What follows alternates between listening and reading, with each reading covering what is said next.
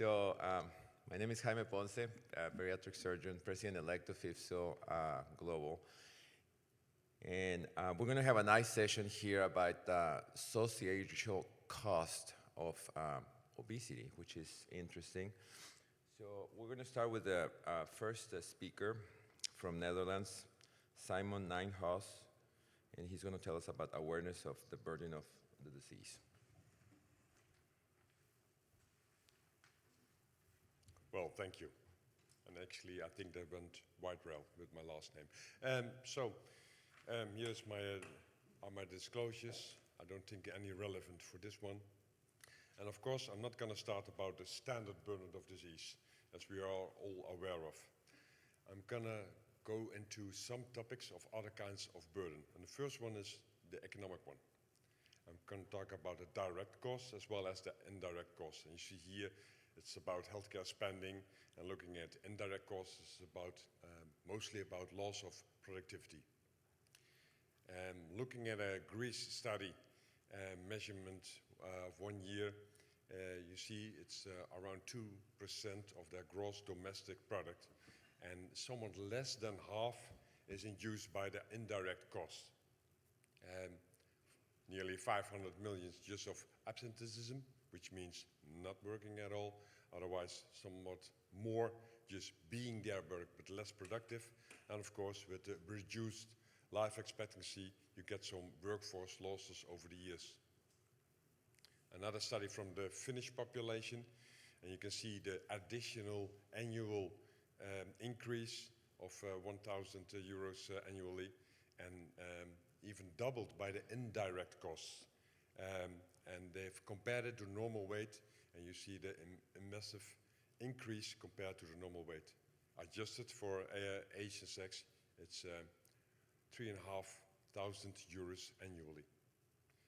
In the Swedish study, they've calculated it per inhabitant, which is around 377 euros per inhabitant, and they've made an estimation of the cost, and you can see quite an impressive increase in total cost within 5 years. Someone about the indirect cost, mostly due to permanent sick leave, and of course the premature mortality again. In a Dutch study, they did it bottom up, so patients living with obesity were followed up for 6 months, and in a prospective way they were looking at direct and indirect cost, and again you can see the differences, and in this case what more indirect costs than direct costs they will see.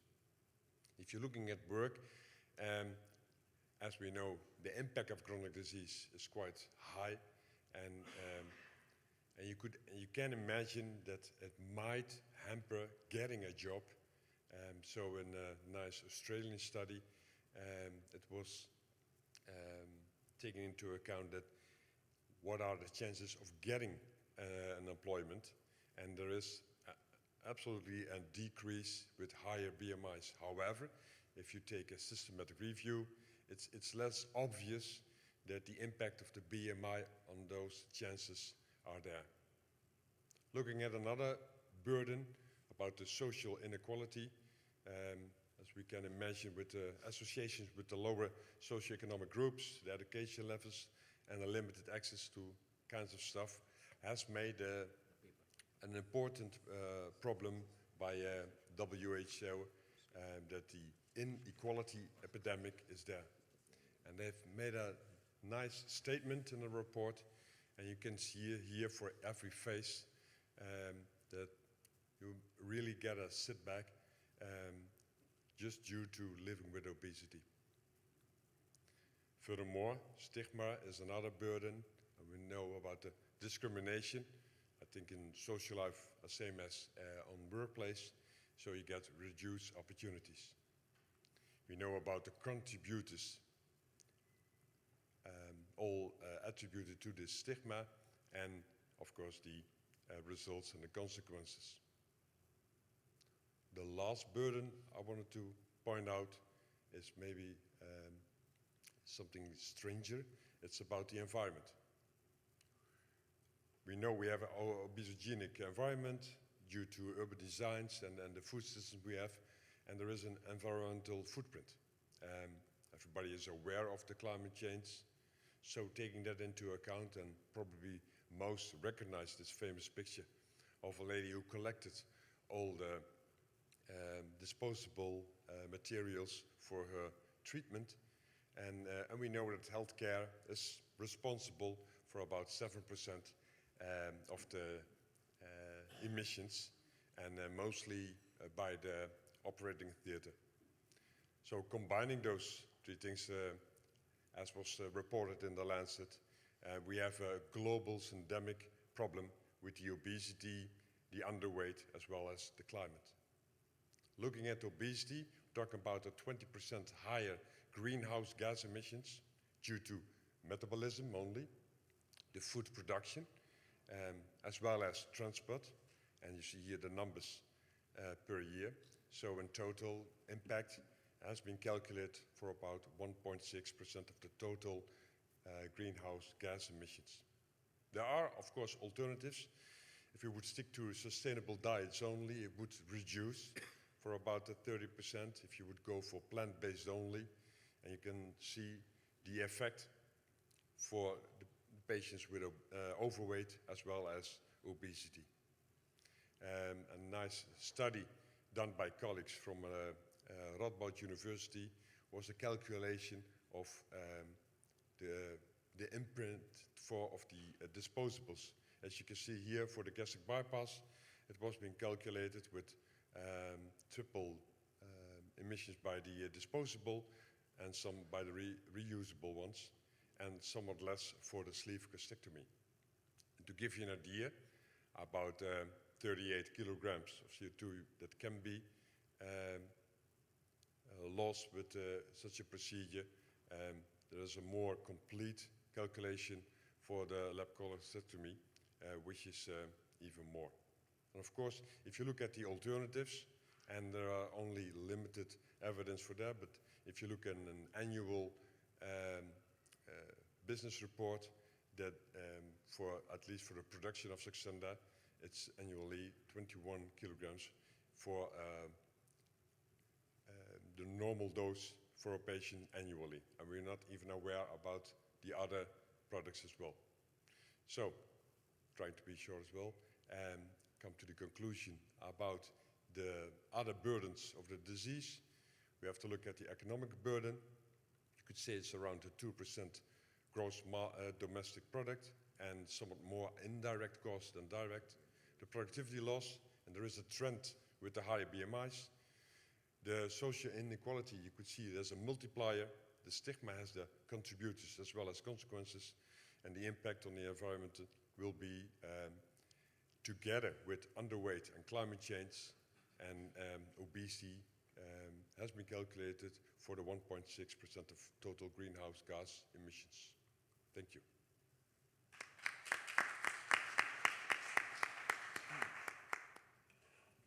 I was going to ask you, this is a very interesting presentation. So environment, so it seems like we're destined to have the wrong environment if we continue to have these obesity rates that we cannot stop. I mean, it seems like they're continue to grow. So what do you think? I mean, the environment's just going to be messed up in 20 years, 50 years from now?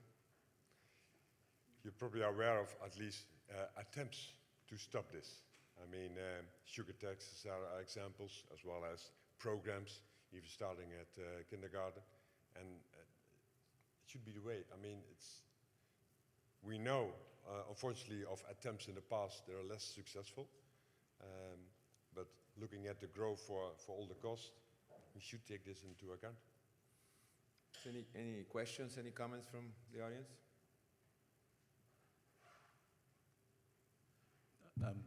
Nick Cormus from Sydney. I just wanted to ask you, in your research, did you look at the impacts on family and carers? Because those people who have, class 5 obesity, invariably, it has a huge impact on their family, their carer, and their children. And that's one thing that doesn't seem to be reported.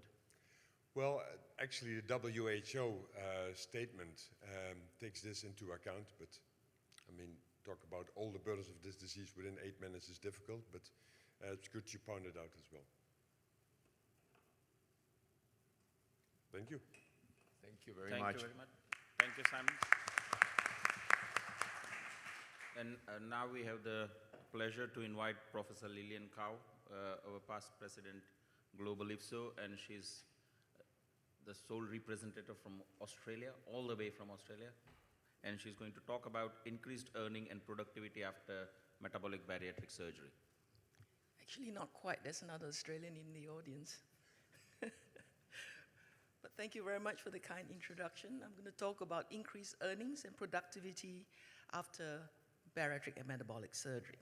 As far as this lecture is concerned, I have no disclosures. So let's start with economics. 15.5% of the people living with obesity are unemployed, compared to 11.3% in the general population.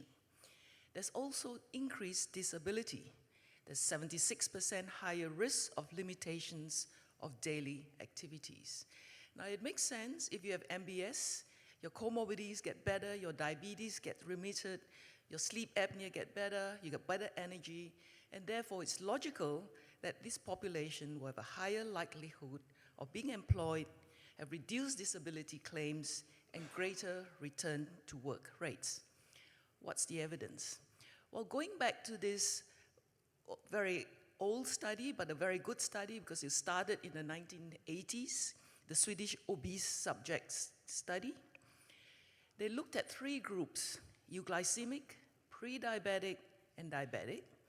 And in that era, the majority of patients had a vertical banded gastroplasty, and 89% of these operations were done in the open surgery. When they looked at the mean annual prescription drug costs over the 15 years, and you look at the 3 graphs, on the left, euglycemic, in the middle, pre-diabetes, on the right, diabetes, there was no difference, as you can predict, in the euglycemic group, but lower in the pre-diabetic and diabetic, with a greater decrease in costs in the diabetic group. When they looked at just annual diabetes drug costs over the 15 years, again, no difference with the euglycemic, small but not insignificant, but the largest savings was in the diabetic group. When they looked at the annual outpatient costs, after the first year, of course, it was high because of the surgery. There was no difference between treatment groups for any subgroup. Similarly, with the annual inpatient costs, apart from the first year, there was no difference between treatment groups for any subgroup. When you looked at the aggregated 15-year healthcare costs for these 3 groups, it was higher in the surgical group with euglycemia or prediabetes, but no difference in patients with diabetes in the 2 groups. So their conclusion was long-term healthcare costs does support prioritization of patients with diabetes and type 2 diabetes for bariatric surgery. This is a Danish study. It was done in 2010, and in 2010, to qualify for bariatric surgery, you had to have a BMI of greater than 40 or greater than 35 with 1 comorbidity. There are 2 groups. The group that had bariatric surgery was nearly 4,000 compared to no surgery, 1,500. And they did a prediction model using real-world data for surgically treated individual versus non-surgery, 3 years before and 3 years after surgery. Firstly, they looked at healthcare costs. Apart from that 1 year, there was very similar costs for these 2 individuals. When they looked at social transfer payments, the orange line are the ones having surgery. Prior to surgery appears to be less for the surgical group, but after surgery there appears to be a decrease in the social transfer payments, and after year 4, the difference between the 2 groups was about €1,600. When they looked at the income, the trend demonstrated a slight increase 3 to 4 years after surgery, favoring the surgical group.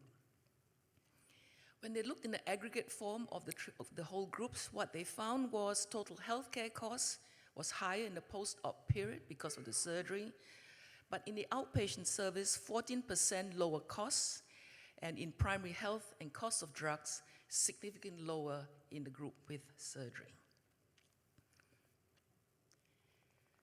What about monthly earnings? This is one of the largest studies I could find. It was done in the United Kingdom, so it was a population-based linked database, retrospective longitudinal cohort study. 40,000 patients had bariatric surgery compared to controls. Majority of them had a Roux-en-Y gastric bypass with a 5-year follow-up. In the group with surgery, they showed a sustained increase in monthly employee pay from 6 months post-surgery, a mean increase of about £84 per month at 5 years. When they looked at the probability of being a paid employee, there was increase after 4 months, as a mean increase of 4.3 percentage points at 5 years. So the conclusion was metabolic and bariatric surgery increased the probability of being employed and therefore increase earnings. And this economic benefit is not only to the individuals, but on a macroeconomic level, increases the employment of people living with obesity. In this study, where they looked at whether being unemployed and disabled was a disadvantage. So this is a prospective study from the MBS database, and of their database, they identified 9.6 patients, 9.6 of this group, there is 625 patients prior to surgery were disabled and not working preoperatively. And they followed these patients up for a median follow-up of 5.7 years.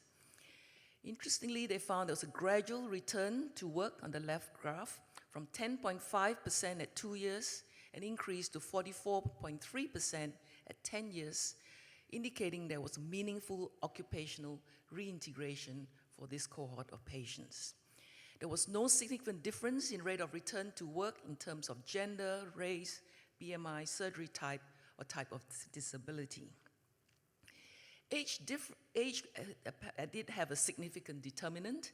If younger than 40 had a significant higher rate of return to work versus the older group.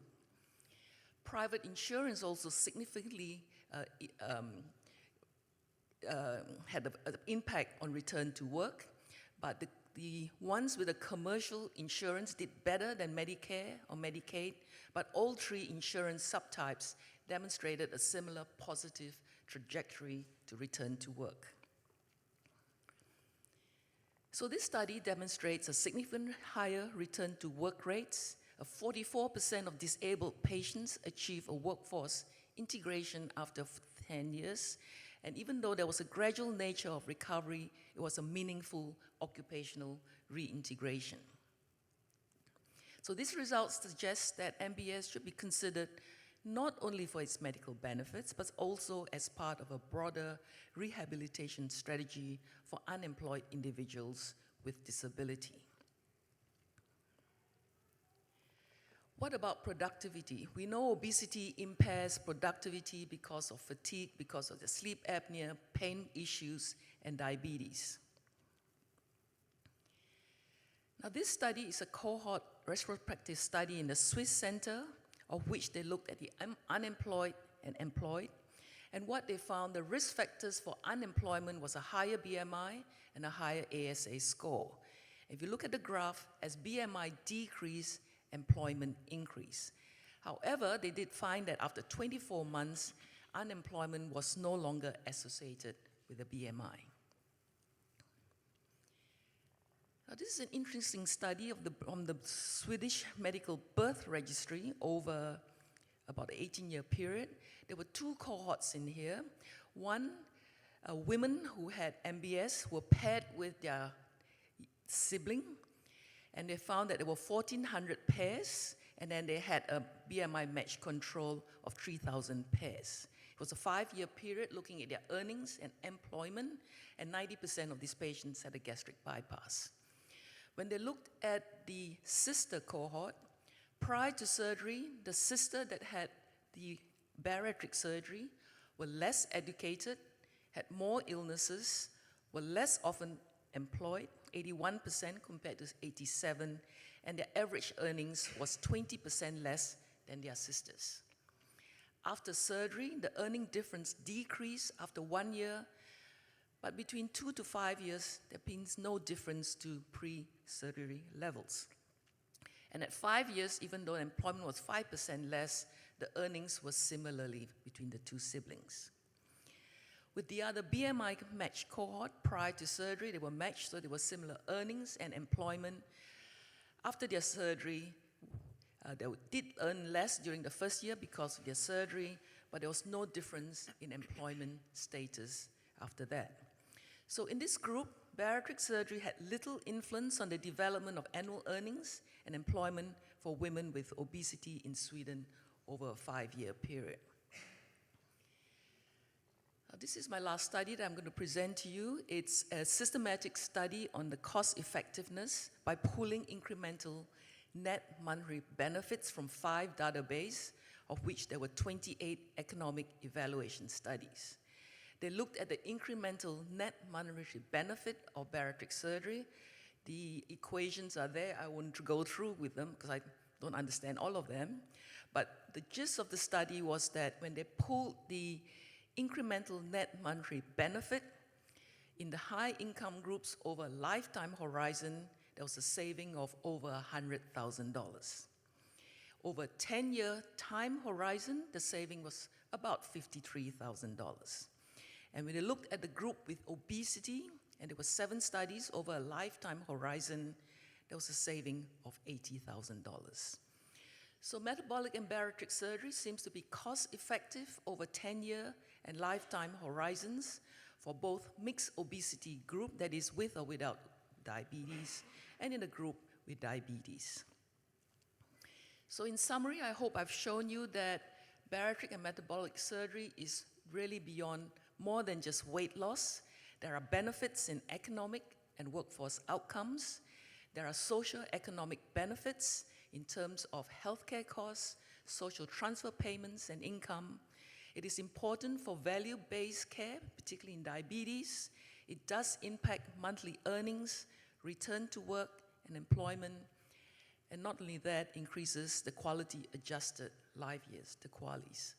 Thank you very much. Thank you very much, Lillian.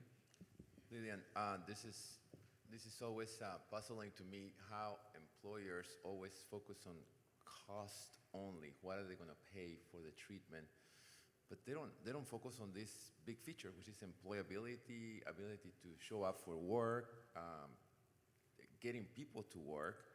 Do you think IFSO or MBS or any society needs to do better job at framing this story for the employers? I mean, what do we need to do? Not only showing them that it costs less, but the employability, some story that they need to take into account.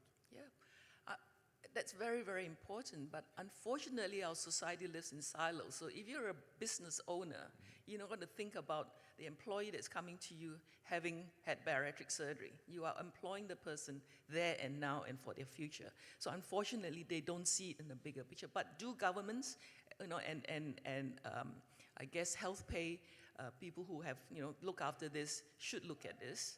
But again, we all know that there's limited money, and therefore they don't think of the bigger picture. We do, but they don't.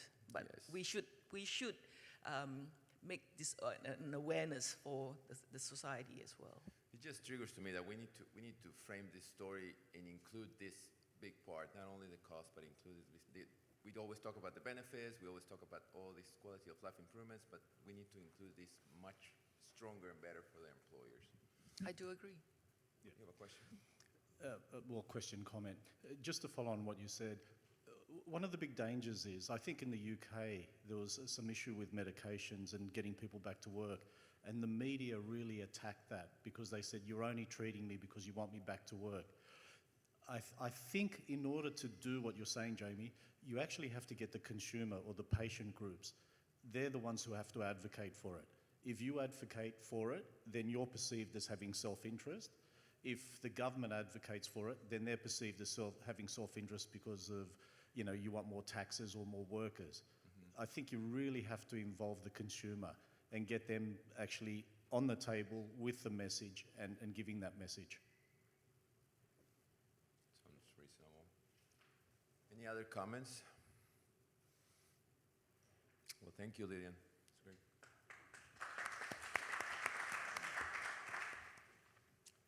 Now I have my colleague and friend from NYU, New York, Marina Kurian, so everybody knows her, and she's going to tell us about why it is not a good idea to stop all medications for metabolic disease after metabolic and bariatric surgery. So I want to thank the European chapter for inviting me. I was not out screaming all day, okay? I have a friend who has the same voice now, so I don't know.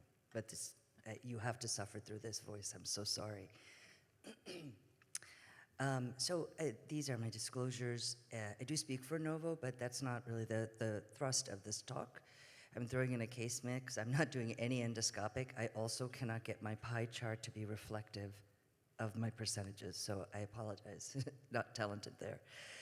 I wanted to go through, because I thought of this talk and I said, what is it that really the organizers wanted me to talk about, right? So the obvious thing was talk about GLP-1, but I looked at this as, what should we do? And the concept to me was, when do we, for all metabolic disease, what about cardiovascular risk, et cetera? So, remember back in the early 2000s, they were like, oh, we're gonna start a beta blocker because it's cardioprotective. So this was from 2006. It said there's a significant reduction. And then in 2010, they were like, don't start it, because if you do perioperative beta blocker, you have an increased risk of stroke. But decrease of MI, but the risk with stroke and all the other issues really is a problem. This is a paper from 2012 that talks about chronic beta blocker use. You know what, after surgery, we use Epic in the US as a electronic health record. And you have to constantly do these medication reconciliations. Definitely, if someone's on a beta blocker, and I think everyone here knows this, chronic use, continue it after surgery, because the risk is very significant if you don't. What this showed, because it's early 2000 data, that it improved that patients, this is non-cardiac surgery, so not just metabolic bariatric surgery, that even back then you were discontinuing the beta blockers, which is a problem because it results in a twofold increased risk of adverse events, higher cardiac risk. The odds ratio is 5.91, and that this risk, if you stopped the beta blocker, the chronic use beta blocker, perioperatively would be continued out to 1 year. Bariatric surgery and part of the reduction in cardiac risk is also left ventricular muscle remodeling, so the hypertrophy comes down. But there's also studies that show if they're beta blocker therapy, continue it, and it also would result in a greater ventricular mass reduction, including with the weight loss.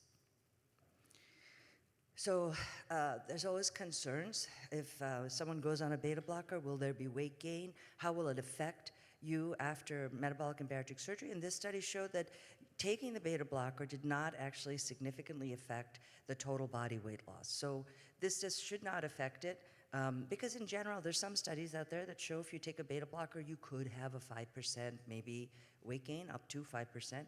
It's not common, but it can happen. But there is some stuff about the pharmacokinetics. We're always worried, right? Especially if the patient's on psych meds, at least in New York. I'm very worried when they're on psychiatric medication, and will they be absorbing it after the surgery? But this was a study looking at beta blocker or carvedilol, and it's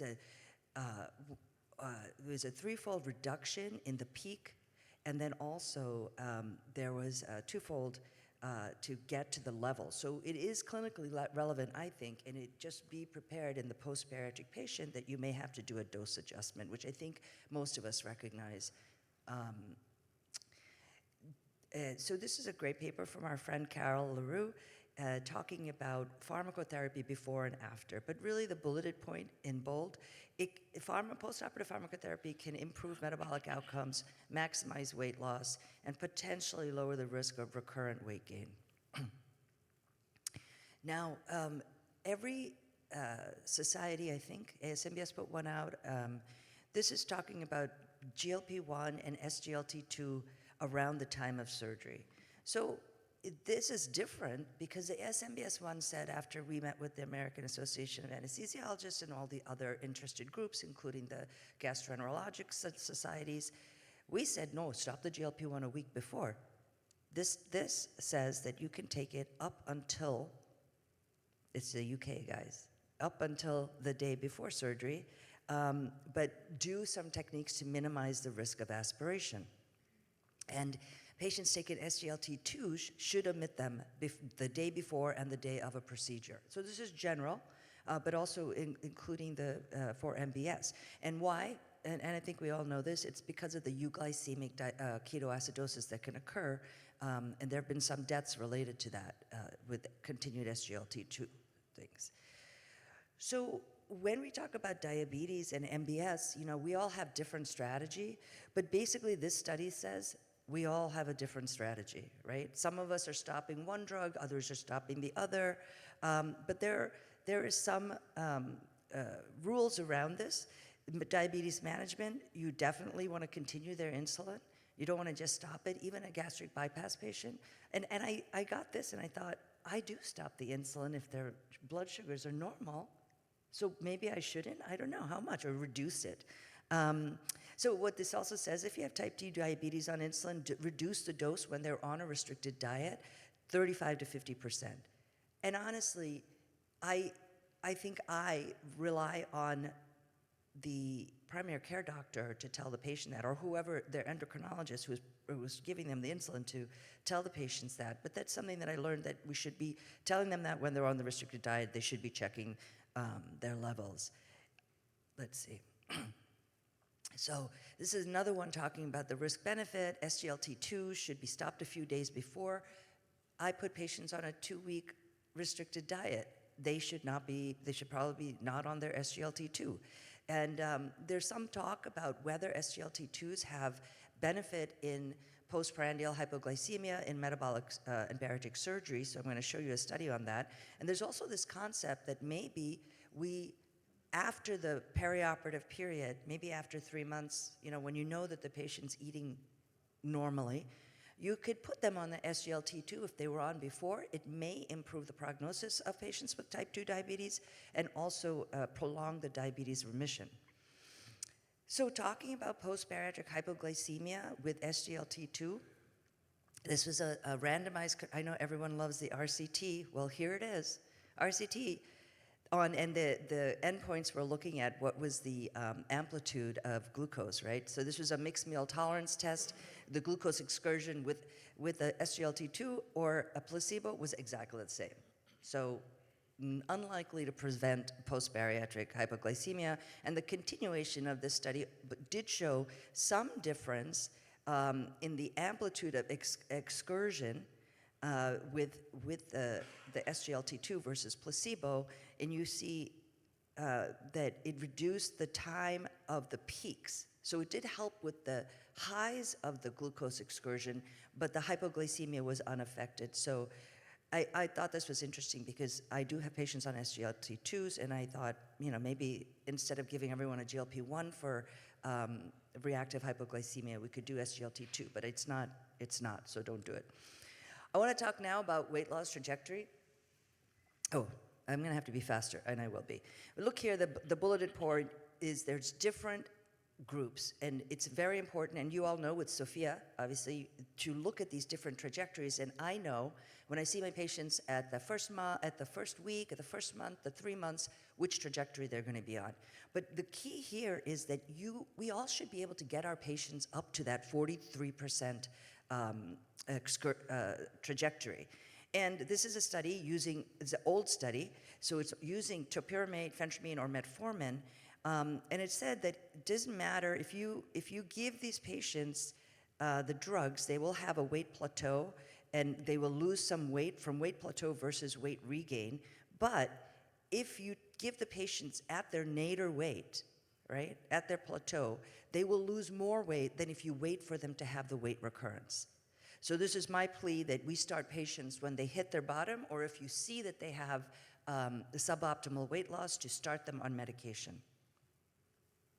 And there's so many papers now on, just even a year ago, there weren't that many, but there's so many papers now on the effect of GLP-1s or the dual peptide on weight loss. This is an older study. It's a randomized clinical trial, which showed that at that time, can you imagine what it will be like if you use one of the newer GLP-1s? But it was better with liraglutide than obviously with placebo. This was a total body weight loss of close to 9%. But there are many other studies that talk about AOMs or obesity management medications, OMMs, that they will help. They're fine in post-bariatric patients. This study I like because I do this. I have patients on more than one medication after surgery. And so this showed, obviously, if you put them on more medications, but they tolerate it, they still will have a greater weight loss of up to 15%. And then other thing to consider with the GLP-1, that not just does it affect reactive hypoglycemia, but it can also affect that risk for addiction. So something to consider. But the cost of this SGLT2 and GLP-1 is very high. And these are US numbers, and you see that it's about $9,000 annually. So to conclude, if they're on beta blockers, continue them, right? SGLT2 use should be really monitored and probably held if you're doing patients on 2-week liquid diet or on their postoperative phase. They should be off it. I would recommend probably 3 months. And then make sure you're examining the weight loss trajectories because we can intervene. All of our patients could be on that above average weight loss trajectory. And that, I think, should be our goal because that makes all of us look better. During my presidency at ASMBS, I was like, MBS needs a facelift, and this is the facelift. We don't have to have recurrent weight gain. We can maximize so that patients don't have suboptimal weight loss.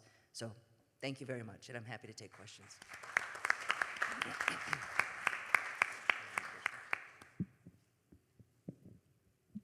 Well, thank you. It was an excellent overview, I think, and it occurred to me, who should be responsible for all those dose adjustments? I mean, we are gathering this information, but as you said already, for some you will rely on a GP to continue with it, but it is difficult. For I have my obesity medicine board, so I do it for the weight loss medications because I think I know more than their GP in general, not all GPs. They're experts. Like I don't know more than Carol LaRue, that is for sure. But for the diabetes meds, I mean, I know to tell them to stop the GLP-1, but I didn't really think about the SGLT2, and I know that you can have euglycemic ketoacidosis, but we should be aware of that, right? That's very important because there have been deaths related to it, renal failure, all these things can happen, so we do have to be careful about that. But at the same time, the US can be so litigious. I don't want to be the one responsible for diabetes management like that. That is really beyond what I do. So it's a fact of the medication reconciliation, I think, and I think if our residents and the people who discharge the patients are aware, then they also will know to hold that. And I think that's policy that you can institute at your institution, at your institutions. We'll start with spreading the news. Yes. Once again, thank you. Thank you.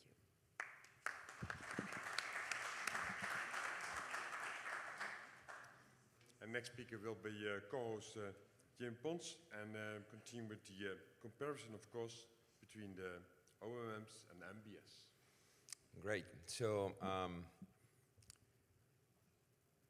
these OMMs cost, these are my disclosures. None of them have any influence, and this is my case mixed disclosure slide. I want to thank Paulina for putting this great event together, and it's always happy to be here at the Spanish Society. I've been here several times, and they have made me honorary member, so it's always nice to be here in Spain. So before we talk about the cost of treatments, let's consider the cost of doing nothing. I mean, this is devastating. You already hear in the previous talks, you know how much it costs, but then really we have the potential of having over 50% of the world, or 4 billion people, will be living with overweight and obesity by 2035. 3.7 million people die each year as a result of overweight and obesity. These are staggering numbers that we're expecting to have over the next 10 years. Obesity drives more than 200 health conditions. Again, we all know that. Now, when we put it on perspective of the GDP, how much does the country is spending for things in general? So the GDP, including just obesity cost, is anywhere between 2 to 4% if you look at most of the countries. When you look at the GDP by 2030, in most of the countries, you look at the amount of billions of dollars that you're going to be spending just by taking care of obesity and their problems. This is staggering. $4.3 trillion, just too many zeros over this amount of money that we're going to be spending. And then the question about employability, is just puzzles me how employers don't realize how important this is. Many people are struggling from obesity, so it doesn't matter if they ignore it at the beginning. Many of their employers are going to be struggling with that. Much more cost is going to create this, and the loss of productivity costs them more in the long run. So those are the things that they need to be considered. Total economic cost in the United States is going to be staggering by 2030. If you just look at Spain, same thing. So now, the next question is, why do we question the cost of obesity treatments but not other chronic diseases? And I'm going to show you staggering cost of other diseases, chronic diseases that nobody questions. It's cancer. Look at the cost of treating lung cancer in the United States. It's just staggering the amount of money that we spend on that. Nobody even thought about questioning the treatment of this or the cost of this. Same thing with heart disease. Nobody questions. And they said many of these problems are related to lifestyle. People decide to smoke. People decide to have other problems. So economic cost of arthritis. Now, what is happening with the obesity treatment trends in the United States? Certainly I'm going to show you these numbers because it is important for us to know what is happening with our metabolic and bariatric surgery. So according to the ASMBS, if you just look at MBS AQIP, which is the accredited centers, we were fine from 21 to 22, start going down in 23, and went down further down in 24. This is just in the accredited center. So we have a total of 25% drop of numbers just in the accredited centers. But the drop can be even higher if you just look at this data from Epic. Epic is the largest electronic medical records in the United States. Apparently they claim that they have about 300 million patients in the database. And so if you look at data use of GLP-1s, before the GLP-1s were approved, 0.2%, almost non-existent. After the GLP-1s were approved for obesity, 24% of the population, of the patients that are in the medical records are increased. But then when you start looking at bariatric surgery, just over the last 2 years, this is a drop of 46%. And this is up to the third quarter of 2025. So ASMBS doesn't have the numbers of 2025 in the accredited centers because it takes some time to validate the data. But this is just real-world data on Epic. So we are dropping the number of treatments that we can enable these patients. And this is related to GLP-1s. We have a lot of promotion. Even companies like Weight Watchers, if they didn't include it into their portfolio, they were just doomed to be not working in the future. This is data from Medicare, which is the patients that are older in our population. They also have seen an increase in use of GLP-1s and a decrease in bariatric surgery. And when you look at the number of individual prescriptions that are being done in the United States, for diabetes, 15 million, for treatment of obesity, 7 million. Individual prescriptions, not just one prescription at a time, no. This is individuals. We have 22 million people using the GLP-1, so this is huge numbers. Now, I find it interesting that the CDC actually came out with this numbers that the number or the percentage of obesity actually dropped in 2020, from 2020 to 2022. So if you look at these numbers, in 2023 is the first time that that curve that is always been up, now it drops 2%. Of course, there's no scientific evidence that this is related to the GLP-1s. But this is an interesting commentary in the Financial Times, in which it say, it just happens that 1 out of 8 Americans are taking a GLP-1s or have taken a GLP-1s. That's about 15 million people that are taking GLP-1s. So potentially, a correlation is that GLP-1s could be the first time that a treatment has affected that curve in the United States that had dropped those numbers. But the reality is that the people that are struggling with more obesity, more severe obesity, the higher BMIs, are the ones that continue to increase faster than the lower BMIs. Now, cost specifically about treatments. This is a nice study that was done, how the different medications in the United States cost and how bariatric surgery cost. And it's about 1 year when the lines cross over. So what it means is that if you continue paying for those medications beyond 1 year, the cost is going to be more expensive for the medications. Now, this is the same thing with cost effectiveness comparing a sleeve with ESG and medications. Look at the higher cost that it goes, after 2 years, it's just significantly much higher with the medications. And this is Roux-en-Y demonstrating the highest qualities compared to most of the tirzepatide. And this is a health insurance claim database that includes about 30,000 patients comparing surgery versus medications. And the difference in cost just at 1 year is $11,000 in the United States. So just in 1 year, we are already spending more money just by keeping these patients on medications than surgery. Now, all these numbers that I'm giving you may change, and I'm going to tell you why. This is a nice segue from Ali Aminian. Ali Aminian is Director of Bariatric Surgery at Cleveland Clinic, and he's comparing the effect of bariatric surgery in decrease of cardiovascular risk with medications and without medications. So nice graphics that he shows that the spread is much better with bariatric surgery than with medications. But when he put that into cost, I borrowed these slides from him and he let me use it. So about 20% reduction versus 40% reduction with surgery. About 66 patients are needed to be treated in order to prevent 1 MACE with medications versus 10 to 15 with surgery. And the cost in the United States, $3 million versus $300,000. So he claimed that if you have $3 million, would you prefer to save 1 life or 10 lives? Very nice. And this was the top paper that was presented in IFSO in Chile. And this study comes from Mayo Clinic in Jacksonville. And so pretty much they look at comparison of the cost of Roux-en-Y gastric bypass versus GLP-1. Nice study in which it shows at 1 year already save a difference of $827. At 2 years, the increase is also significantly different. And you can see there the data of the difference of out-of-pocket cost. Many large employers, amazingly enough, in the United States are starting covering the OMMs, the new GLP-1s, even though the insurance cost is increasing because of the cost of the GLP-1. We know that many patients, real-world data, this comes from Cleveland Clinic, stop taking the medications at 1 year, 50% of them.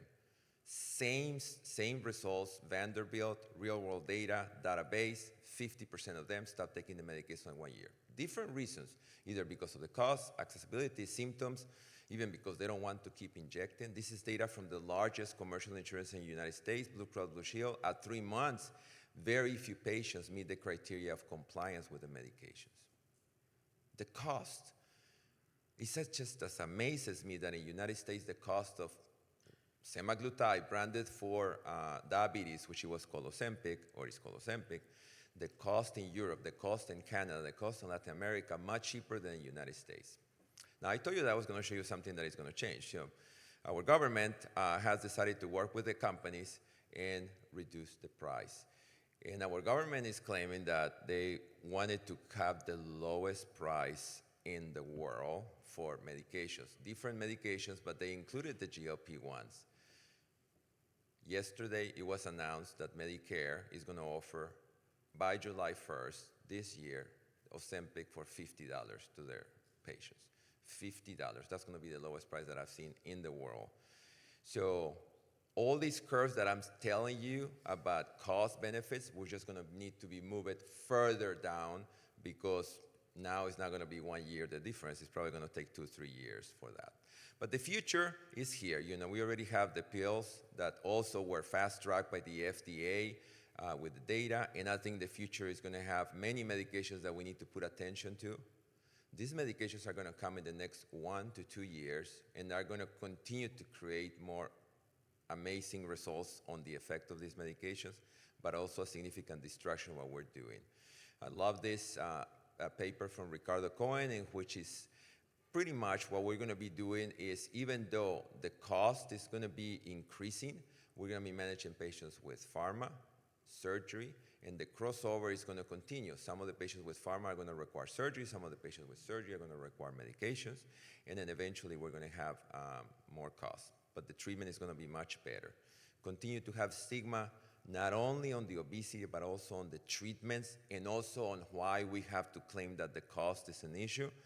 But we do have very good evidence-based treatments for obesity. We need to embrace all the combination therapies, like IFSO changed their name.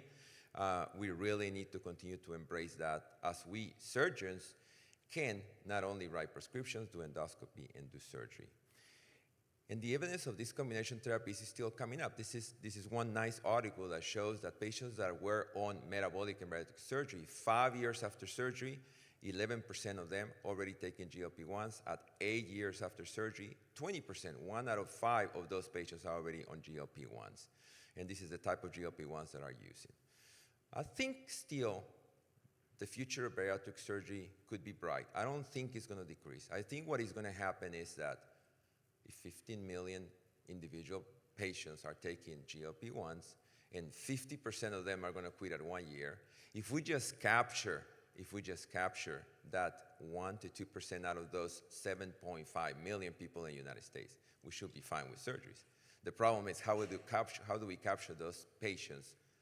What we need to do is us embrace all the therapies, control the pipeline, and be fine with that. So thank you very much. Hopefully I will see you in Toronto this year in September, and thank you very much.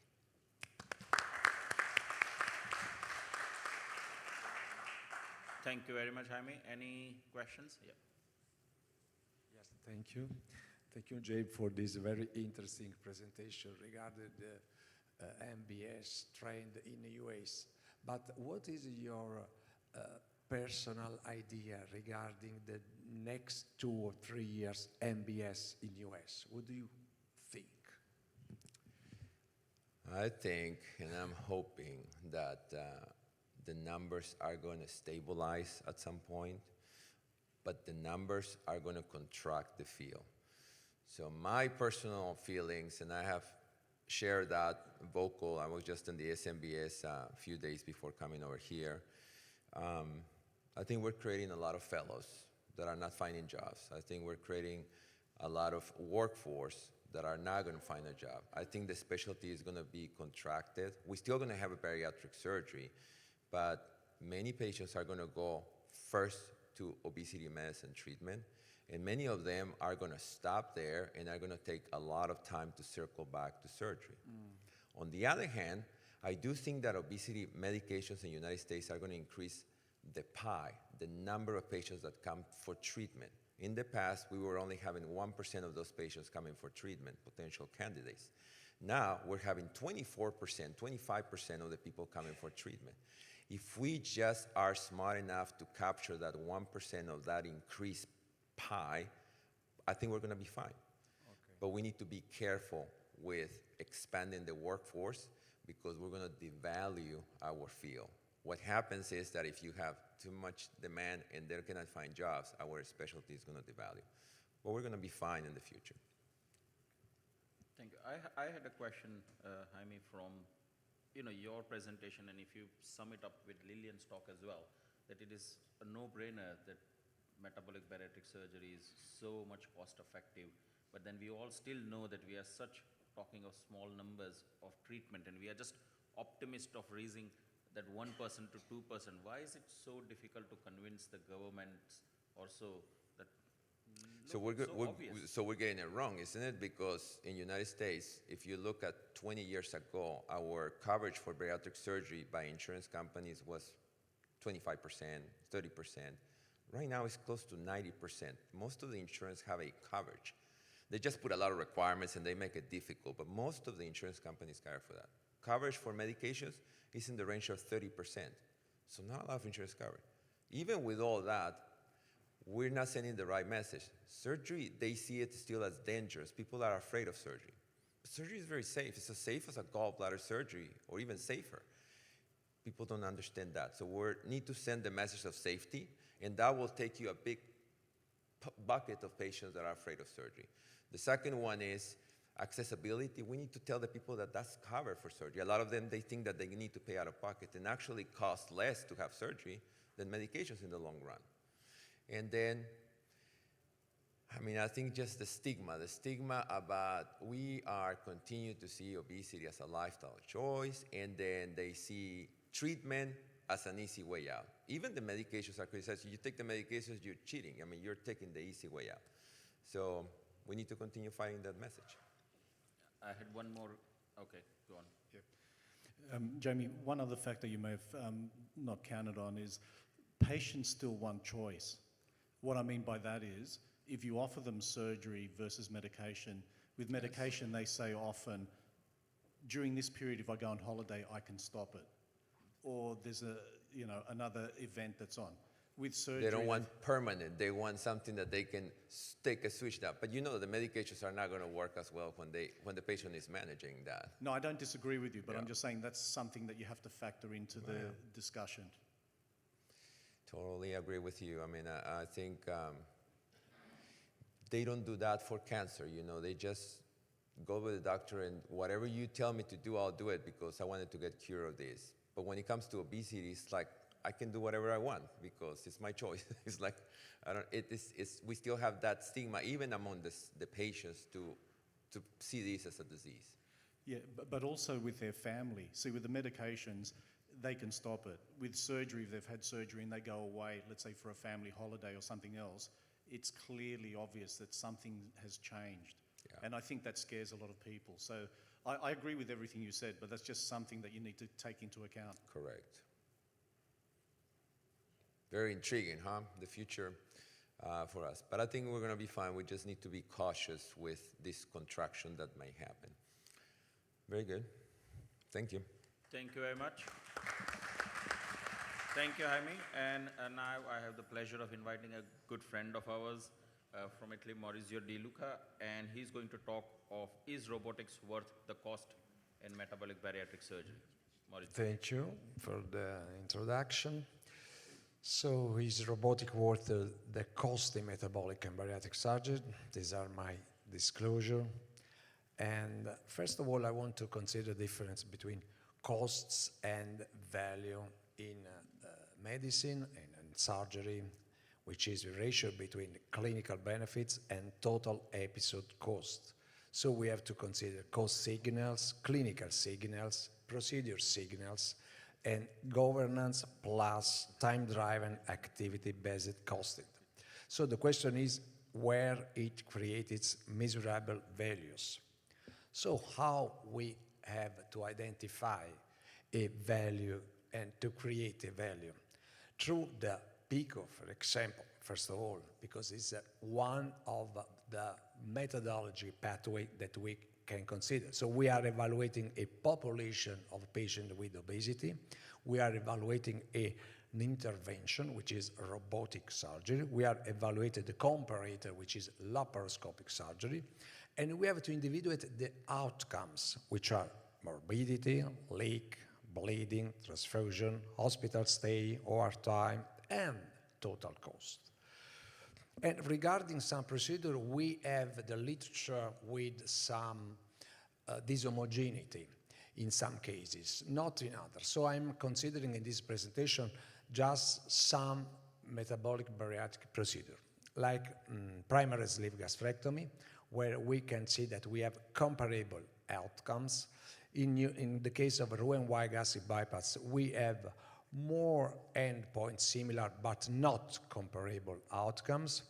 In primary duodenal switch, we have comparable outcomes, and in revisional surgery, of course, we have not comparable outcomes. Considering sleeve gastrectomy, the value case is very, very low. It's the weakest one, because sleeve gastrectomy is a standardized stapling procedure with low baseline complication rate, and the robotic platform has limited room to create measurable patient benefit. So robotic sleeve gastrectomy adds cost and time to date without a consistent clinical advantage. What about primary Roux-en-Y gastric bypass? We can see that the robotic case is more plausible than sleeve gastrectomy, but broad superiority has not been demonstrated because we have an homogeneous literature in terms of outcomes. What about duodenal switch? The complex primary niche is emerging, is going ahead. And recent data that the LILU one suggests that comparable costs lower gastrointestinal bleeding with robotics, but operative time remains longer to date. And revisional Roux-en-Y gastric bypass and in the same time complex redo have the strongest value hypothesis, especially because we have an hostile abdomen, but also because we consider mainly suturing burden and the cost of the adverse event that could be comparable or worse in laparoscopic surgery. So robotic surgery may offset if complications are prevented. But the costs are not fixed. This is the real problem. The costs has different variability, different parameters who identify themselves. First of all, we introduced the stapler strategy and also the energy strategy.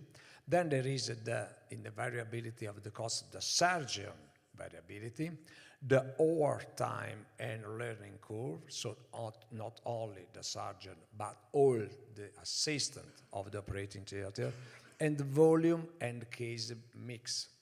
As higher is the case mix, more sense as the robotic surgery, of course. And if we identify some program related to robotic surgery, we are able to have a governance of the cost and consider all the other parameters that with the cost can give the permission to consider robotic surgery. For example, like the Orlando score, which consider operating time, use of the instrument, material cost, team efficiency, surgical outcomes, in order to define the goals of standardized performance, reduce waste and cost, compare procedure and surgical teams, improve quality and efficiency. In this case, with the Orlando score, the paper shows that a robotic program can reduce cost without worsening short-term outcomes.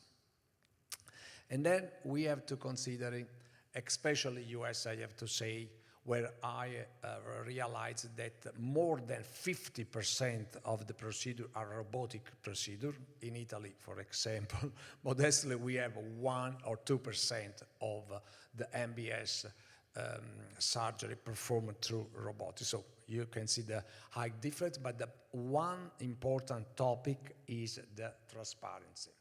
Because in the study of Parker emerged that the majority of the papers, 60%, are favorable to the robotic, but there is sort of low transparency in terms of relationship between the companies and the surgeons. What happened in Italy last month?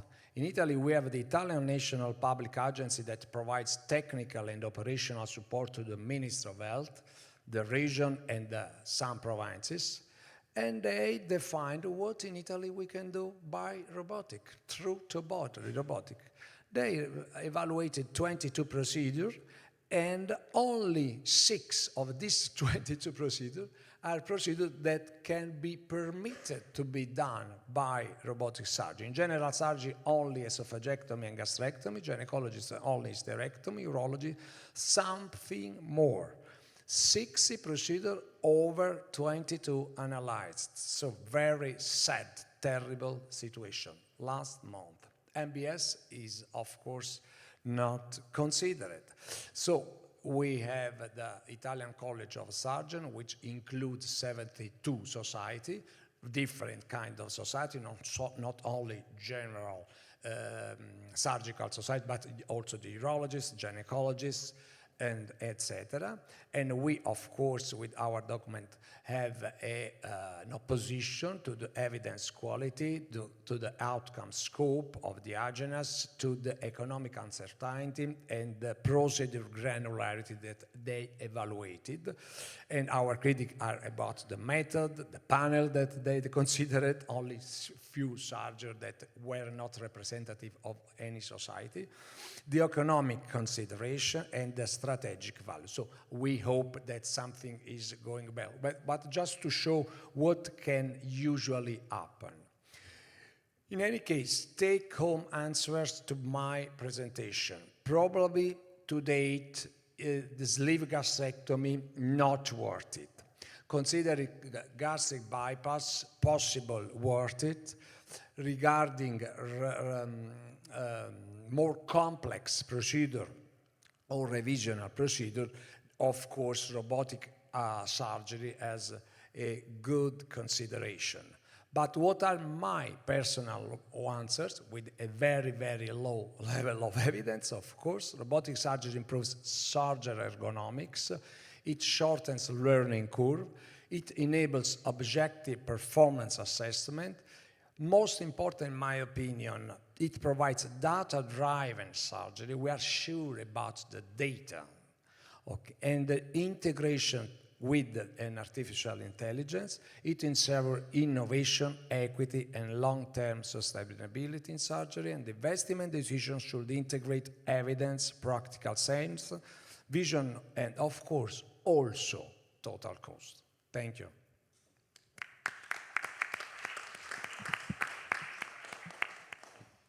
So this is the biggest problem that I see with robotics. You already explained it very clearly. Is the cost. United States, I just don't get it. How cost, even though seems to be an issue, is not an issue because there are hospitals that have more robots than many countries in the world. Just a single hospital. Totally agree with you. The way that this company, the company that makes the robots, is addressing this. You know, literature has shown that significant financial incentives increase adoption. Yeah. And this is only the surgeons. But what they also done that we don't have clear data, but I've seen it clearly, is how the administrators of the hospitals are also convinced that they need to have robots. On one side, because it's difficult to get the new generation of surgeons coming and work on those hospitals if they don't have a robot. So now they need that as a tool. But on the other side, they've been convinced by the company that if they don't have a robot, they're going to lose money, which is completely the opposite. And they provide them data on that. So it's interesting that we don't have good data on the laparoscopic techniques because the company have not produced, the companies that make laparoscopic equipment, they haven't produced the data that these companies giving them through the robot, you know, the efficiency and whatever they have. This is interesting, but 47 or 46% of the cases in the United States are being done now by robot, and this probably has overcome the number of laparoscopic cases. I'm just impressed. Where are we going to go? But I don't think that's going to translate to the rest of the world. Why? Because the rest of the world are more conscious in cost. Yeah. Do you agree with that? I mean, Yeah, I perfectly agree. You have in US, I think you have a good convergence between institution, administration, surgery. That, for example, I show you in Italy, we have an opposite situation. Very, very sad. In my opinion, I think that we reach US in 15, maybe 20 years, not before. Because at this moment, cost is only one parameter to consider. This is the big problem that we have. So what would be the solution? And now the other thing is, in all the young surgeons here, do not ignore robotic surgery, because right now we're seeing a tool that still needs a lot of perfectioning and improvements. You know, we still don't have AI on the road. We still don't have automation, but that's coming. And so if we ignore that right now, I mean, I think us senior surgeons can ignore it, but younger surgeons, 10 years from now, 20 years from now, we're going to see a totally different tool Yeah. that is probably going to do a big portion of the surgery, is going to help us, and it may make a difference on the outcomes. We should ignore it. But what do you think is the solution for other countries to adopt this expensive technology? You think just dropping the price, or you think they need to provide a tool and then give it a little bit more accessibility, reusable, No, I disposable? think that the surgeon first have to do a good effort altogether. For example, modestly in Italy, after 2 days, we gave a big answer, and then they are already modifying that document that I showed you. This is what we should do. Culture, mainly, Jay, my opinion. What about competition? What about if competition can potentially reduce the price, you know? Yeah. That always has worked in other things. Yeah, I think that competition, if we have the primary as first a single parameter cost, of course competition is better, especially in area like Europe. Thank you, Mauricio. My question to you was, we know it is expensive, and like exactly what I mentioned, the industries have played it smart, that even though with all this expense, they have managed to convince it, and there is a rise in robotic. So how do you think we can learn from that for advantage of just increasing the bariatric surgery numbers? I think that it's different Europe, as you know, from US, of course, because we have different organization. For example, UK is very, very different from Italy. In Italy, is mainly a public health, patient don't pay surgery, but of course we have institution, we are more care regarding the problem of the cost. For example, in Italy, maybe the society have an important role in order to contrast this situation. In UK, the situation, for example, is different in order to improve. We have, from this point of view, Europe has not, I think, an homogeneous way to have a solution. I think the solution is related to the single national system. And in that system, of course, the surgeon, the Society of Surgery can do many things, I suppose. I suppose there is a difference in the way the patients are engaged as well. I see from a distance less information to the patient, at least in Europe, that the robotic is a better option. And it seems to me that in the US it's more... It's a marketing tool. But that's exactly my point, that the industry has made it so smartly. So how do we learn? Because like Jaime pointed earlier, we know bariatric surgery is safe, laparoscopy as well, but they are somehow convinced, and that's why the robotic market has gone to 50% being done now robotically. Then we have another problem, if I can add one comment. We have another problem usually regarding surgical company and drug company. As we have seen everywhere, that a drug company go better directly on the patient, while surgical company usually don't go directly on the patient. So the surgeon have an important role regarding everything related to surgery.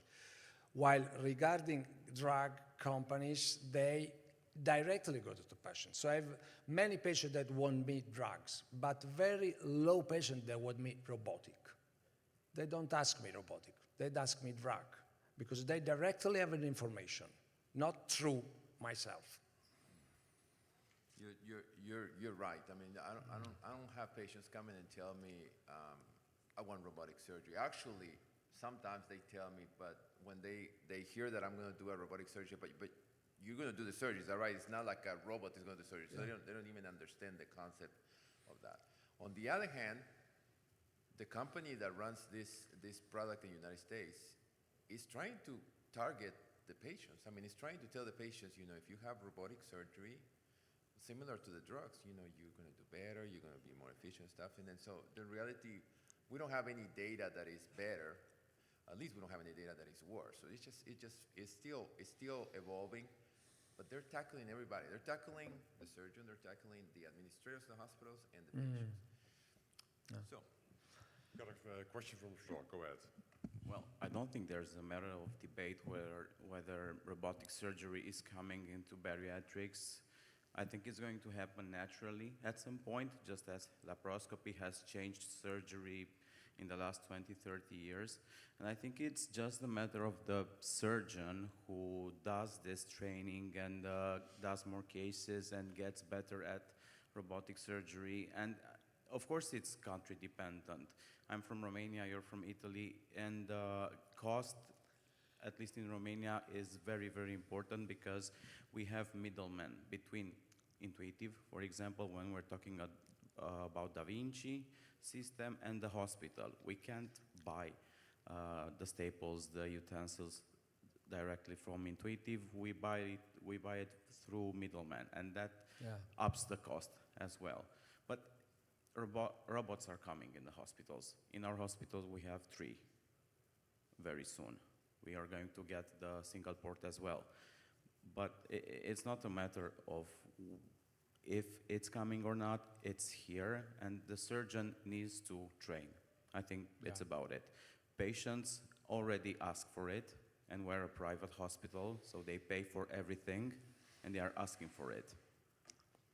yeah, and I think, I agree with you. I mean, I think the future with robotics is actually bright, and I think that's the reason that other companies are coming into the We have market. to embrace it.